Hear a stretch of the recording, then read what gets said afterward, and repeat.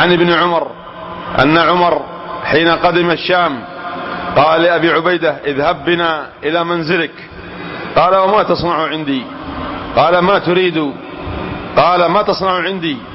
أتريد أن تعصر عينيك علي، أي أن تبكي؟ قال فدخل فلم ير شيئا فقال أين متاعك؟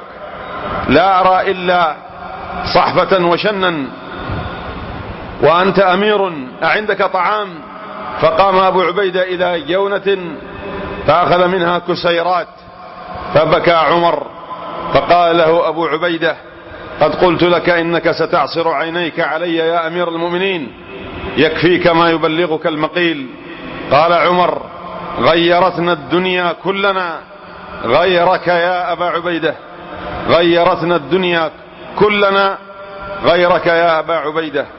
قال الذهبي في السير وهذا والله هو الزهد الخالص، لا زهد من كان فقيرا معدما، أي أن الزهد الحقيقي هو زهد الأمراء لأنه قادر على الدنيا، لا زهد الفقراء لأنه عاجز عن الدنيا.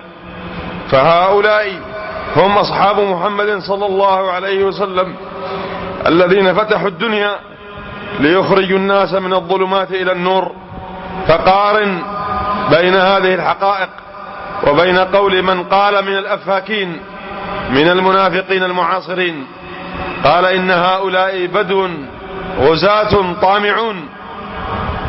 ونقول إن الغزاة الطامعين هم النصارى الذين احتلوا الدول الضعيفة لعقود من السنين، قتلوا فيها الرجال ونهبوا فيها الخيرات وشردوا فيها الناس وصدروا فيها الثروات إلى بلادهم في أوروبا ليقيموا في بلادهم حضارة على أنقاض هذه الشعوب وهذه الدول.